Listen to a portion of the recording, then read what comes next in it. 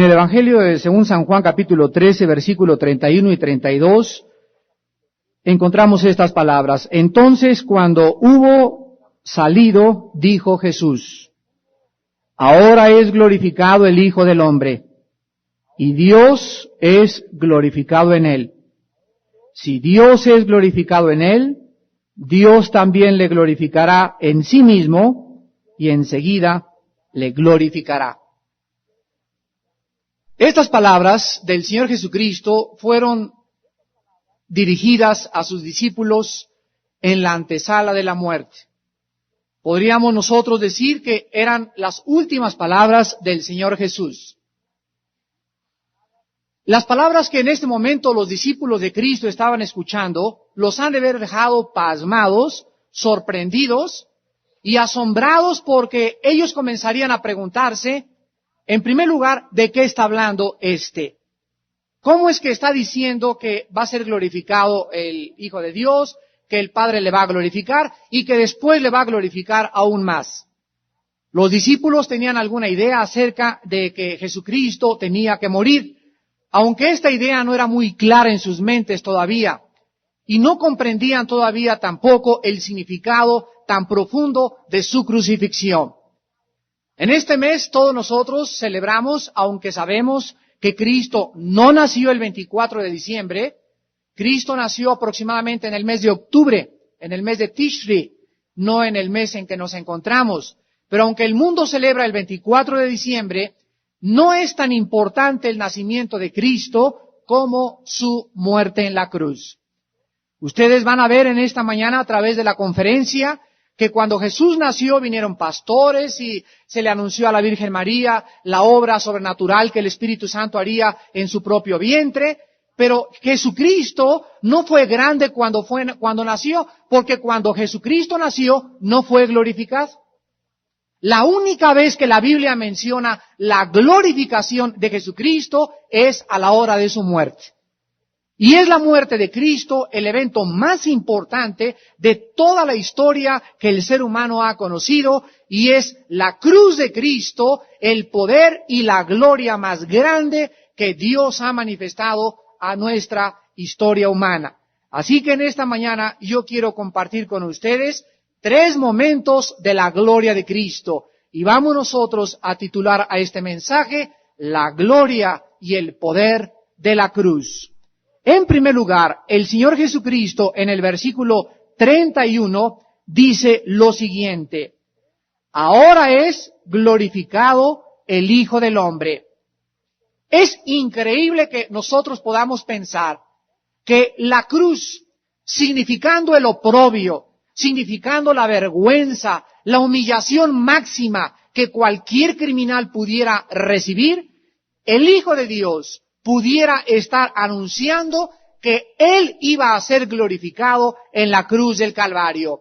Esta es la paradoja más grande de toda la vida de Jesucristo, que Jesucristo relaciona en este momento su gloria y la glorificación con su muerte en la cruz del Calvario. En el libro de los Hechos, capítulo 3, versículo 13, Pedro dijo: el Dios de Abraham, de Isaac y de Jacob, el Dios de nuestros padres, ha glorificado a su Hijo Jesús, a quien ustedes entregaron y negaron delante de Pilato, cuando éste había resuelto ponerle en libertad. Aquí Pedro vuelve a mencionar, posteriormente a la muerte de Cristo, que Dios había en la cruz del Calvario glorificado a su Hijo. Y cuando nosotros hablamos de la gloria de Cristo, estamos hablando de su muerte, de su sepultura, de su resurrección y de su ascensión. Pero es principalmente en la cruz donde el Hijo del Hombre fue glorificado. A pesar de que la cruz era una vergüenza, un objeto de burla, de desprecio y de humillación, a pesar de los insultos, de la infamia y de las burlas de la gente, observamos que en medio de todo esto, Jesucristo era glorificado. En segundo lugar, no solamente cuando Jesucristo dijo que Él iba a ser glorificado en la cruz, encontramos la paradoja de que cómo es posible que Él haya sido glorificado en la cruz, encontramos también en la cruz del Calvario por qué Jesucristo fue glorificado. Porque ese símbolo, que es el símbolo de la humillación, de la debilidad, de la burla y de la muerte, es el símbolo del poder de Dios. Para nosotros el poder implica fuerza, implica dinero, implica valor, implica arrojo, y el ser humano hace sus héroes como Rambo, Superman y Batman y artistas de cine, etcétera, etcétera, pero Dios escogió lo menospreciado, lo débil, lo que no es, para humillar nuestra fuerza, nuestro valor y nuestra sabiduría. Dios escoge como el símbolo del poder, de la gloria y de la resurrección esa cruz del Calvario, que es el símbolo más grande de cuanto poder el ser humano haya podido conocer en esta tierra.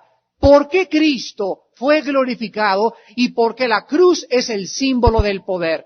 Todas las personas que circulaban por la cruz veían a ese hombre con los brazos extendidos y decían, ¿cómo es posible que ese hombre pueda decir que él tiene poder? ¿Que acaso no detuvo el viento y el mar? ¿Que acaso no resucitó a los muertos? Ahora, ¿por qué no puede él mismo ayudarse a sí mismo? Y la gente le decía, si tú eres el Cristo, sálvate a ti mismo y bájate. Y si tú tienes poder, mira por qué no te puedes bajar de la cruz. Y Jesús, dice el Salmo 22, veía a toda la gente como perros, como toros de Basán, y él sufría en silencio todas esas burlas, todos esos insultos, se los tragaba a sí mismo y no albergaba en su corazón ni amargura ni rencor. El ser humano en ese momento estaba ante una incógnita, ante una paradoja, ante un misterio grandísimo. ¿Cómo era posible que en esa cruz ese hombre en ese instante pudiera ser glorificado? Pero es que nadie puede conocer nunca el programa ni la dirección de Dios en el momento en que Dios se nos revela. Siempre conocemos a Dios después de que Dios ha hecho lo que ha hecho con nosotros. Hace algunos días, como un ejemplo, tuve una campaña en la ciudad de San Diego, California, y tuvimos nuestro desayuno mensual el 8 de diciembre en la ciudad de Tijuana, Baja California. Pues qué no sería mi sorpresa al aterrizar en el aeropuerto de Tijuana, que me busco en las bolsas y saco mi portafolio y mi pasaporte no estaba. En ese momento yo dije, ¿cómo es posible que pueda yo haber sido tan tonto y tan olvidadizo de haber cambiado mi portafolio? Total que al cambiar unos papeles en mi casa no metí mi pasaporte y estaba yo aterrizando en el aeropuerto con mis compromisos a partir de esa tarde. Uno de los hermanos ahí en Tijuana que pasó a recogerme, no muy espiritual que digamos, me dice, bueno, no hay ningún problema, vamos a cruzar la frontera y tú dile a los agentes de migración que eres ciudadano americano. En ese momento yo le dije, yo no puedo mentir. Un cristiano no puede pasar fayuca, un cristiano tiene que declarar impuestos, un cristiano tiene que llegar con un aparato eléctrico y al aeropuerto decir, quiero declarar esto, quiero pagar impuestos, porque en el momento, le dije a este hermano, en que un cristiano trata de irse a la izquierda o a la derecha o burlarse de Dios, en ese momento Dios se separa totalmente y nos deja que paguemos las consecuencias. Pero a las personas que le dejan a Dios escoger a Él, Dios siempre honra a los que le honran. Entonces el hermano me contestó y me dice, pues yo no lo entiendo, pero tú tienes que pasar aquí a San Diego y yo no sé cómo le vas a hacer.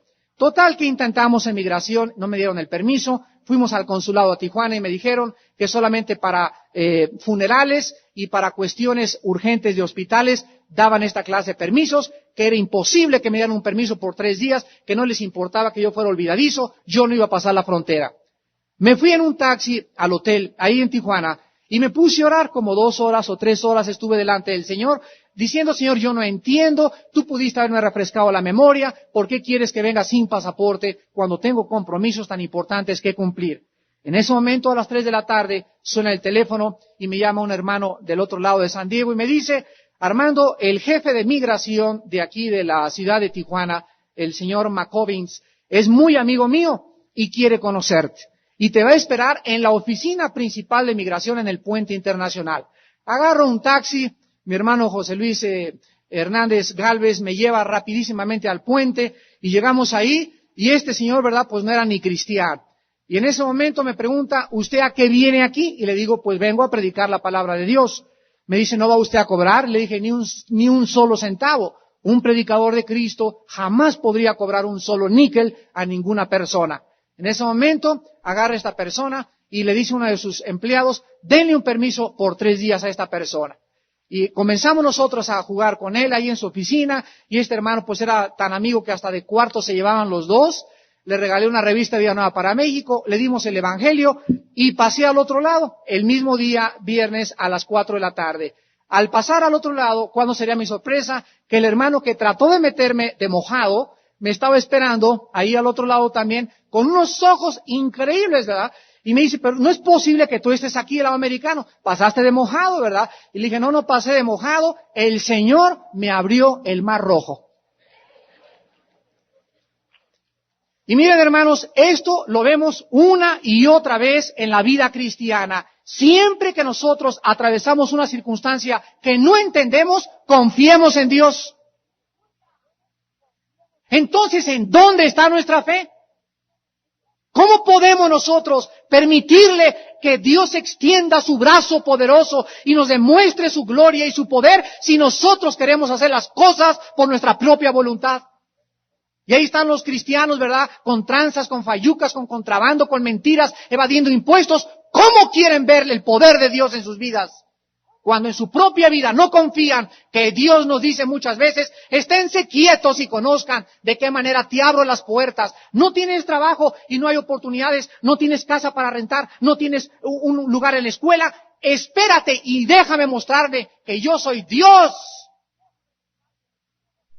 Y este es el Dios que glorificó en la cruz a Cristo. Cuando la gente veía esa cruz y ese hombre crucificado, ensangrentado, con las cejas rotas, la nariz rota y todo, podían preguntarse, pero esto no es el poder de Dios, esto es la humillación máxima de un hombre. Pero sin embargo, el poder de la cruz nos mostraba que a través de esa humillación, número 1, Dios nos salvó de nuestros pecados. Cualquiera hubiera pensado que el Salvador, como lo esperaban los judíos, viniera en un caballo montado y liberara con su fuerza y su espada extendida a su pueblo Israel del brazo opresor de la esclavitud del pueblo de Roma. Pero los caminos de Dios son más altos que los nuestros y los pensamientos de Dios no son nuestros pensamientos. Dios escogió el oprobio, la humillación y la vergüenza de la cruz para poder demostrarnos a nosotros que nadie va al cielo si no es a través de la muerte y resurrección de su Hijo Jesucristo. La salvación de Dios nos mostraba que Cristo en esa cruz realizaba la obra más portentosa, la obra de liberación y de emancipación más grande del universo. Fue en esa cruz donde en primer lugar el poder de la cruz se manifestó al darnos Dios la salvación a través de la muerte de su Hijo Jesucristo. En segundo lugar, el poder de la cruz se manifiesta al darnos cuenta que a través de esa muerte Dios salva a pecadores condenados eternamente al infierno. Dice el apóstol Juan en el capítulo 3, versículos del 17 al 18, estas palabras. Juan 3, 17 y 18. Porque no envió Dios a su Hijo al mundo para condenar al mundo, sino para que el mundo sea salvo por él. El que en él cree no es condenado, pero el que no cree ya ha sido condenado, porque no ha creído en el nombre del unigénito Hijo de Dios. Vemos nosotros, pues, en segundo lugar, de qué forma Dios salva a pecadores condenados. El cielo es un lugar que va a estar lleno de puros pecadores y el infierno va a ser un lugar que va a estar lleno de puras personas buenas. ¿Se los repito otra vez? Ahí en el cielo vamos a encontrar a los peores hombres. Y en el infierno van a estar aquellos que a lo mejor nunca mataron, nunca robaron, nunca se marihuanaron, nunca adulteraron, nunca fornicaron, pero van a estar en el infierno no porque no hicieron buenas obras, sino porque sencillamente cuando murieron, murieron en su pecado. Cristo no vino a salvar a los buenos, vino por los pecadores, por aquello que se había perdido. Y si tú en esta mañana quieres recibir la salvación de Dios, no puedes considerarte bueno. No confíes y digas, es que mire, a mí me bautizaron y yo he sido católico y protestante y soy religioso. Te vas a ir al infierno con tu religión, con tu bautizo y con tu certificado de confirmación. ¿Por qué? Porque al cielo se entra solamente mediante el sacrificio de Cristo y reconociendo nuestro estado paupérrimo, nuestra condición espiritual tan deprimente y tan humillante. A esas personas Dios le regala en esta mañana una vez más la vida eterna. Dios también en la cruz del Calvario destruye el poder del pecado. Todos nosotros somos pecadores y todos nacimos destituidos de la gloria de Dios. Nadie puede acercarse a Dios y esto lo vemos desde el huerto del Edén. En cuanto Adán y Eva son sacados del huerto del Edén, Dios pone un querubín con una espada resplandeciente, significando el querubín la santidad de Dios, la espada la justicia de Dios. La justicia de Dios impide que el hombre pecador se acerque a lo santo. Antes de que Adán y Eva regresaran y tuvieran comunión con Dios, tenía que ser cumplida la justicia y la santidad de Dios. Entonces este querubín representaba la justicia y la santidad, y a través de toda la historia vemos nosotros que la santidad y la justicia de Dios nunca pudieron ser satisfechas por los seres humanos. Cuando Dios le da los 10 mandamientos a Moisés, nadie cumple los 10 mandamientos, ni siquiera Moisés. Y los sacerdotes tenían que sacrificarse por ellos mismos, después por los demás, hasta la cruz de Cristo. Nadie pudo satisfacer la justicia y nadie pudo hacer la santidad de Dios. Y ese hombre colgado en la cruz del Calvario, Él con su muerte cumplía la justicia y la santidad de Dios. Y una vez que ese hombre fue muerto y levantado de entre los muertos, entonces el camino al huerto del Edén, el camino al paraíso se abre tapizado por la sangre de Jesucristo, y ahora el hombre pecador puede regresar otra vez a ese lugar de descanso, a ese lugar de comunión, no por sus obras, sino por la justicia y la santidad del Hijo de Dios. ¿Cómo pues hay algunos de ustedes que se puedan atrever a creer que por tu justicia y por tu santidad alguien pueda acercarse a Dios? Nadie es lo suficientemente justo ni lo suficientemente santo para regresar a la comunión con Dios. ¿Cómo puede el hombre hacer santo a otro hombre? ¿Cómo podemos nosotros canonizar y decir, después de 500 años hemos averiguado que ese es un santo, pero en qué posición nos ponemos? ¿Qué estamos queriendo jugar a Dios?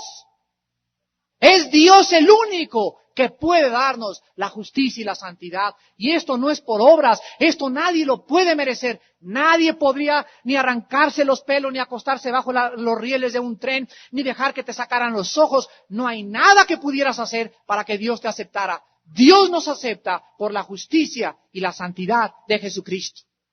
Eso fue lo que Él hizo en esa cruz, y ahí estaba el poder de la cruz del Calvario. Y en último lugar, en la cruz del Calvario, Dios manifiesta su poder destruyendo la muerte y quitándole a Satanás el poder que él tenía sobre el imperio de la muerte. Dice en el libro de los Hebreos, capítulo 2, versículos del 14 al 15, estas palabras. Hebreos 2, 14 y 15. Así que por cuanto los hijos participaron de sangre y de carne, Él también participó de lo mismo, para destruir por medio de la muerte al que tenía el imperio de la muerte, esto es, al diablo, y librar a todos los que por el temor de la muerte estaban durante toda la vida sujetos a servidumbre. Ahí en la cruz del Calvario, Jesucristo moría. Y en ese momento todos los que lo observaban, acostumbrados a ir a un funeral, sabemos que al llegar a un funeral, esa persona que está totalmente inerte, lánguida, con color pastel cremoso, donde jamás podrá levantarse, le aventamos las últimas flores y los últimos granos de tierra. Y sollozamos y clamamos y gritamos al ver que ese ser querido que estuvo con nosotros 10 años, 20 años, 40 años, de repente algo que es real en la vida, que es la muerte, nos separa, nos desgarra, nos arranca de ese ser querido. Y en ese momento, cuando el ser se va, los egipcios decían, puede que ande por ahí. Los hindúes decían, a lo mejor está el nirvana. Y comenzaron los seres humanos a desarrollar diferentes sistemas de pensamiento porque nadie había atravesado el puente y había regresado y había dicho, esto es la muerte más que Jesucristo.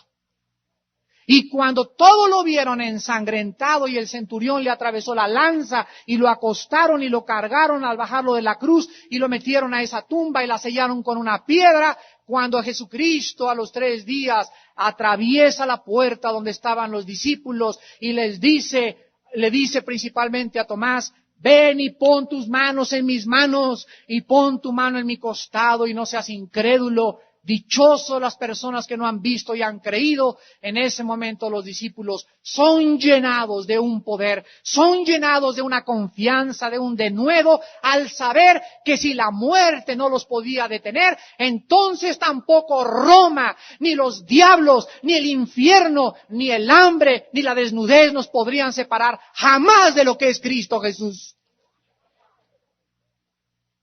Y esa es la esperanza que Cristo nos vino a dar con esa cruz. Ese es el poder de la cruz del Calvario, que Jesús nos dice, véanme, atestiguen cardiológicamente cómo mi corazón se hizo pedazos dentro de mí. Vean estos clavos que me sacaron tanta sangre, vean cómo me dejaron. Y todo esto quiero hacerlo para que ustedes sepan que yo soy la resurrección y la vida.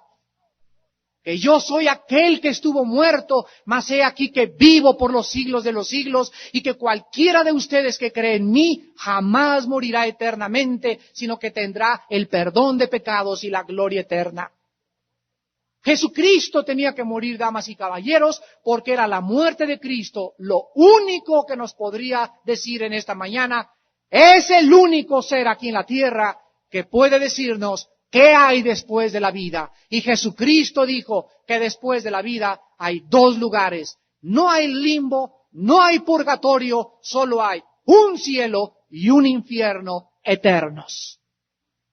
Y cuando tú mueras no hay ninguna oportunidad. ¿Será este mes el último mes que Dios te ha concedido de vida? ¿Será el 1991 el último año que se nos escape de las manos? ¿Y cuántos de ustedes han vivido tan carnalmente, tan falta de consagración, tantos vicios y con tantos adulterios y con tanta evasión de impuestos que crees tú que Dios te vuelva a conceder otro mes de oportunidad? ¿Por qué no vivimos a la luz de la eternidad, contando nuestros días, trayendo sabiduría y sabiendo que cada segundo, cada hora, cada día que pasa, cientos de almas están muriendo sin esa esperanza de la resurrección que nosotros hemos recibido a través de la muerte de Cristo? La cruz del Calvario era, pues, el testimonio más grande, porque no existe ni en la tierra ni en el cielo un acto que merezca más alabanza, gloria y honor que la muerte del Señor en la cruz del Calvario. A continuación, Jesucristo no solamente dice en Juan 13 que el Hijo del Hombre iba a ser glorificado, sino que también dice algo extraño en el versículo 31. Ahora es glorificado el Hijo del Hombre, y ya lo comprendimos por qué. Porque era la muerte lo que más gloria traería al Padre. Una paradoja para la filosofía humana. Pero Dios escogió esto, repito, para glorificar el nombre de su Hijo Jesucristo. En segundo lugar, dice Jesucristo otra cosa extraña también. Y Dios es glorificado en Él. ¿De qué manera no solamente Cristo fue glorificado por el Padre, sino que también el Hijo? Vean ustedes la armonía y la unidad tan increíble entre Padre e Hijo. El Hijo, a la luz de la humanidad, sería hecho un espectáculo público, de vergüenza y de humillación. Y ante los hombres era algo despreciable. Y en el mundo invisible era la gloria de Dios. Cristo dice que no solamente Él iba a ser glorificado, sino que también el Padre iba a ser glorificado en la cruz. ¿De qué manera fue glorificado el Padre en la cruz del Calvario? Fue glorificado de la siguiente manera. Los atributos de Dios son las características intrínsecas que le pertenecen a su carácter. Pero tenemos nosotros atributos morales, que son su justicia, su ira, su santidad, su amor, etcétera, etcétera. Y hay otros atributos que es su omnipotencia, su omnisciencia, su omnisapiencia, etcétera, etcétera. Pero cuando nosotros hablamos dar gloria a Dios, ¿de qué estamos hablando? Porque cantidad de cristianos ignoran lo que significa dar gloria a Dios. Y dicen gloria a Dios y no saben ni lo que están diciendo. Y otra vez dicen, para la honra y la gloria de Dios, las hermanitas Muñoz les van a cantar a ustedes tal y tal cosa, ¿verdad? Y pues ni Dios recibió la gloria, ni la honra, ni el honor, sino lo recibieron las hermanitas Muñoz. Y no sabemos muchas veces en qué consiste realmente glorificar a Dios. La palabra gloria en el griego es la palabra doxa, con X, doxa. Y significa algo que tiene peso. En la palabra hebrea significaba algo pesado. Entonces vemos nosotros que glorificar a Dios es darle a Dios un reconocimiento de lo que Él es y de lo que nosotros somos. Cuando Cristo dijo en Mateo 5 que los hombres vean vuestras buenas obras y ¿qué? Y glorifiquen a vuestro Padre, quiero que observen que lo que glorifica al Padre es nuestras buenas obras. Dice un predicador que escuché hace algún tiempo que hay 5 evangelios y no son 4 evangelios. Son Mateo, Marcos, Lucas, Juan y tú. Y hay muchas personas que me he encontrado en la calle y me dicen, mire señor Alducin, mi esposa me ha leído Juan, Mateo, Lucas y Marcos. Me ha predicado con los 4 evangelios, pero yo le he dicho, no he podido leer el 5º evangelio que eres tú por tu mal testimonio. Entonces, ¿de qué sirve que nosotros prediquemos la palabra si el evangelio más fuerte somos nosotros, cartas leídas por los hombres? ¿Y cuántas personas no necesitan oír la palabra de Dios? Necesitan hombres y mujeres, jóvenes con convicciones, viviendo vidas santas y consagradas para que la gente crea que realmente Cristo transformó nuestras vidas. Entonces el Hijo de Dios en la cruz del Calvario glorificaba al Padre. ¿De qué forma el Padre era glorificado? En la forma en que la cruz, Cristo manifestó los atributos de Dios. En primer lugar, cuando Cristo murió en la cruz del Calvario, glorificó al Padre porque manifestó la ira y la justicia de Dios. La Biblia dice, la paga del pecado es la muerte. O sea, el salario que un pecador necesita recibir es la muerte. Tú pecaste, tienes que morir eternamente.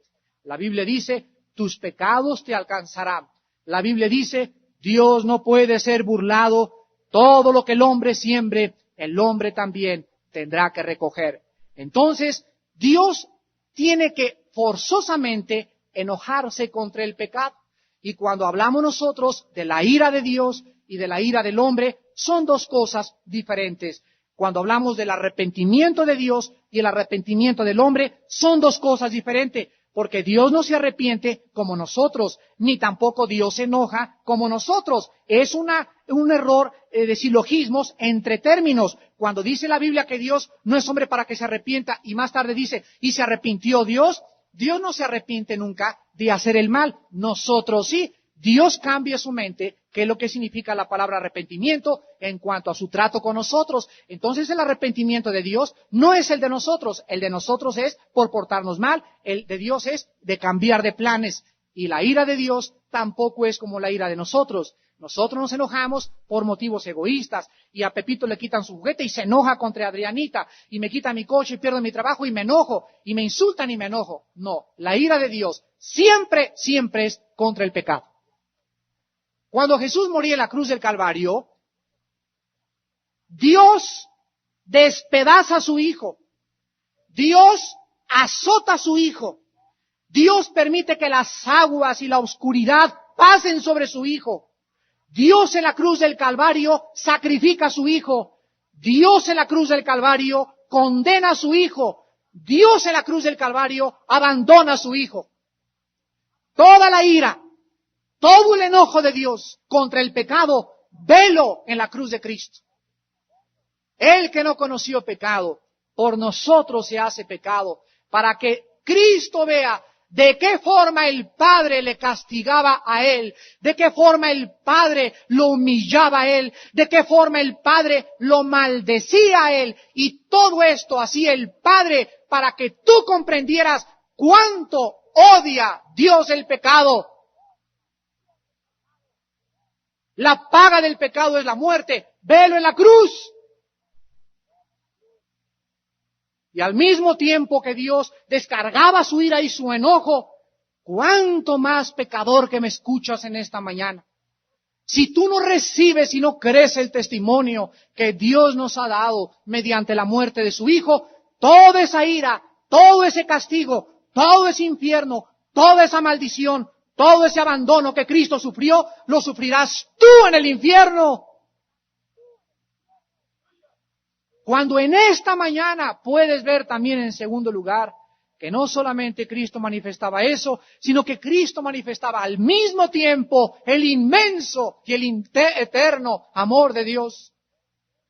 La Biblia dice, porque de tal manera amó Dios al mundo, que dio a su Hijo unigénito, para que cualquiera de ustedes que en Él cree, no se pierda, mas tenga la vida eterna.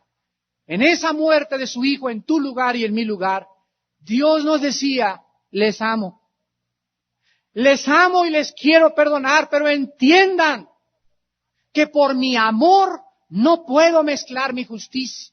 Yo tengo que castigar el pecado porque yo mismo lo dije, que el castigo del pecado es la muerte. Y ahora quiero que ustedes vean y quiero aprovechar, manifestarles mi amor. Y en la cruz de Cristo, vean todo lo que hice con mi Hijo y todo aquello que hice por mi Hijo, lo hice nada más por amor a ustedes. ¿Cómo puede alguien atreverse a ver este sacrificio de este Hijo y pisotear esa sangre y decir, como si pasaras por $1,000,000, no me importa este cochino dinero, y decirle al dinero, no me importa? En ese momento desvalorizas lo que tiene valor. ¿Cuánto más castigo pensáis que recibirá el que pisoteare la sangre de Cristo e hiciere afrenta al Espíritu de verdad? Dios no puede perdonarte porque hayas peregrinado, porque te hayas portado bien. Dios te perdona en base a la muerte de su Hijo, pero si tú desprecias esa muerte, no queda más que Dios descargar su juicio y condenarte eternamente en el infierno.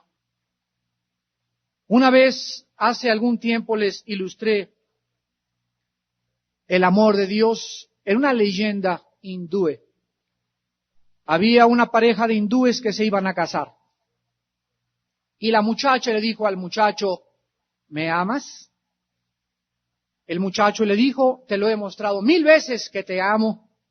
Ella le volvió a decir, si me amas, ve y sácale el corazón a tu madre. Clávale un cuchillo en el corazón a tu madre, arráncale el corazón y tráemelo. Y cuando yo vea en tu mano el corazón de tu madre, entonces sabré que tú me amas más que a tu madre. El muchacho comenzó a divagar y a discutir con la muchacha, pero era tan grande el amor del muchacho que dijo, haré lo que tú quieres.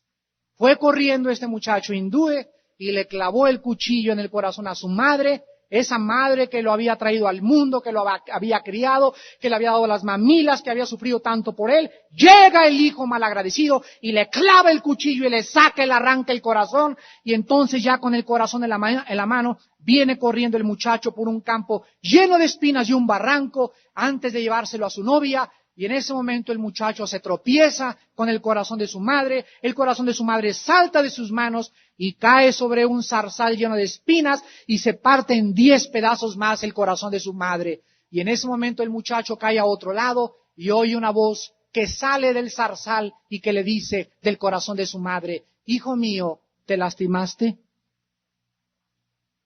Aquí vemos nosotros el amor de una madre ilustrado en una leyenda hindú, que así como hay hijos que le sacan el corazón a la madre aún en la misma muerte, se les seguirá amando, porque nuestros hijos son nuestros hijos, y hagan lo que quieran, siempre les amaremos. ¿Cuánto más Dios, al entregarnos y despedazar en la cruz del Calvario a su Hijo, nos está diciendo, les amo aún con sus pecados, por favor crean que mi Hijo muere en tu lugar? Y también Cristo manifiesta en la cruz del Calvario no solamente la ira y la justicia, la santidad y el amor de Dios, sino que también Cristo manifiesta la profundidad del pecado, glorificando al Padre. Una vez antes de que yo me convirtiera, después de haber sido educado en colegios lasallistas desde el kinder hasta la universidad en México y en Acapulco, toda mi vida yo había pensado que yo tenía que ser buena gente para entrar al cielo. Pero una vez un predicador hizo esta pregunta cuando yo comenzaba a oír la palabra de Dios. Si el ser humano pudiera entrar al cielo por portarse bien, por irse de peregrinación, por bautizarse y por cumplir ciertos sacramentos, ¿de qué sirve que haya muerto Cristo en la cruz del Calvario? ¿Cuál fue entonces, nos hacía esta pregunta, la principal razón por la cual ese hombre sufrió lo indecible y se hizo obediente hasta la muerte y muerte de cruz? Porque si así fuera, Dios entonces no hubiera tenido que sacrificar a su Hijo. La Biblia diría, amiguitos míos, hijitos, pórtense bien, llévenle flores a su mamá, no digan groserías, no forniquen, no tomen y nos vemos allá arriba. Esta salvación es el invento de todas las religiones. Por eso la Biblia es el documento histórico, teológico y filosófico que es tan diferente a cualquier sistema de pensamiento. Porque solo la Biblia proclama la salvación por la gracia y la muerte de Cristo. Y todas las demás religiones, testigos de Jehová, católicos, algunos protestantes, mormones, unitarios, ciencia cristiana y todas las sectas y religiones dicen, pórtate bien y te vas al cielo. La Biblia dice, sin derramamiento de sangre no hay perdón de pecados. Cuando yo comprendí que mis pecados eran tan graves delante de Dios, que llevaron a Dios, fíjense, llevaron a Dios a intervenir y bajar a este mundo en la persona de un ser humano, y que ese ser humano sufriera tanto en esa cruz por mí, ¿cómo podía yo atreverme a creer que algún día podría yo entrar al reino de Dios habiéndome burlado durante mi vida del sacrificio de Cristo? La santidad de Dios se manifestó en la cruz de Cristo, al Cristo pagar nuestros pecados y vindicar la justicia y la santidad de Dios. Dios es un Dios santo. Dios odia el pecado y lo dio al mostrarnos la muerte de su Hijo. Y aún ya siendo cristianos, Dios nos dice lo mismo. En 1 de Pedro capítulo 1, si vosotros invocáis por Padre a aquel que sin acepción de personas juzga a cada quien de acuerdo a su obra, anden con temor durante todo el tiempo de vuestra peregrinación, sabiendo que fuisteis llamados de vuestra vana manera de vivir con la sangre de Cristo, como aquel que os llamó es santo, sean ustedes santos. Santo en el metro, santo en la tienda, santo en la lechería, santo en el cine, santo en la Navidad, santo en tu trabajo, en el taxi, en toda vuestra manera de vivir, no solo el domingo de 11 a 2. Dios quiere seres humanos santos que teman y que sepan que Él es un Dios que odia el pecado por su santidad. Y como Dios sabe que nosotros los cristianos caemos en pecado y que ya me peleé con mi esposa y que ya le falté respeto a mis padres y que ya evadí impuestos, por eso Dios nos ha dejado esa sangre tan fresca como hace 2000 años para que si confesamos nuestros pecados, Él es fiel y justo para perdonarnos y limpiarnos de toda maldad. Oh cristianos, lo único que tenemos que hacer es decirle, Padre, he pecado contra ti, perdóname. ¿Por qué tienes que vivir sin ese gozo, sin esa paz, con esa amargura que el pecado está haciendo en tu vida? ¿Por qué te tienes que seguir acostando con tu novio? ¿Por qué tienes que ver esas películas pornográficas? ¿Qué no sabéis que aquel que se somete al pecado es esclavo del pecado? ¿Qué no sabes el poder destructivo del pecado? El pecado tiene un poder destructivo que siempre te llevará más lejos de lo que tú pensaste que te iba a llevar. El pecado te hará cometer cosas más grandes que las que tú pensaste que te haría cometer. Y el pecado te pagará más caro de lo que tú creíste que ibas a pecar. Ese es el pecado. Y por el pecado murió Cristo. Tenemos que aprender lo que es el pecado y la santidad para comprender la obra de Dios y el poder de la cruz. Y en último lugar, Cristo dice no solamente, el Hijo del Hombre es glorificado y el Padre será glorificado, sino que el versículo 32 acaba Jesús diciéndonos, si Dios es glorificado en él, Dios también le glorificará tiempo futuro en sí mismo y enseguida le glorificará. No solamente Cristo fue glorificado en la cruz, el Padre fue glorificado en la cruz, sino que también la Biblia nos muestra que la extensión de la gloria de Cristo es como si Jesús, al haber resucitado, hubiera dejado una estela de gloria desde la cruz del Calvario que parte por toda la eternidad, y desde la cruz del Calvario el Hijo es glorificado en la ascensión, el Hijo es glorificado porque ahora el Hijo está sentado en el cielo a la derecha del Padre, intercediendo todos los días que nuestra fe no nos falte. La Biblia dice en el libro de Filipenses capítulo 2, versículo del 9 al 11, de qué forma el Padre glorificó al Hijo después de la resurrección. Y dice Filipenses 2, del 9 al 11, por lo cual Dios también le exaltó hasta lo sumo y le dio un nombre que es sobre todo nombre, para que en el nombre de Jesús se doble toda rodilla de todos los que están en los cielos y en la tierra y debajo de la tierra, y toda lengua confiese que Jesucristo es el Señor, para gloria de Dios Padre. En el libro de Hebreos, capítulo 1, versículo 3, dice la Biblia de Cristo, el cual, siendo el resplandor de su gloria y la imagen misma de su sustancia, y quien sustenta todas las cosas con la palabra de su poder, habiendo efectuado la purificación de nuestros pecados, por medio de sí mismo, se sentó a la diestra de la majestad en las alturas.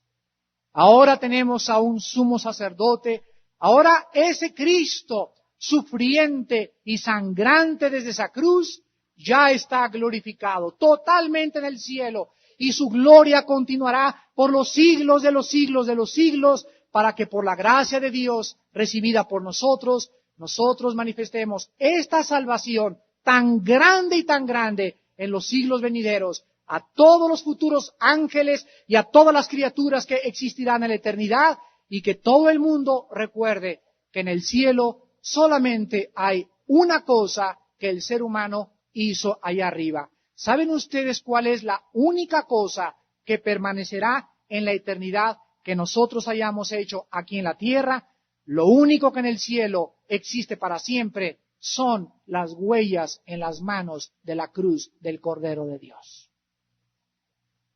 Y en el libro de Apocalipsis dice Juan, vi uno como inmolado como el Cordero de Dios, y Cristo guardará siempre por toda la eternidad las huellas en sus manos, porque esas huellas son el símbolo de la gloria y el poder de la cruz de Jesucristo.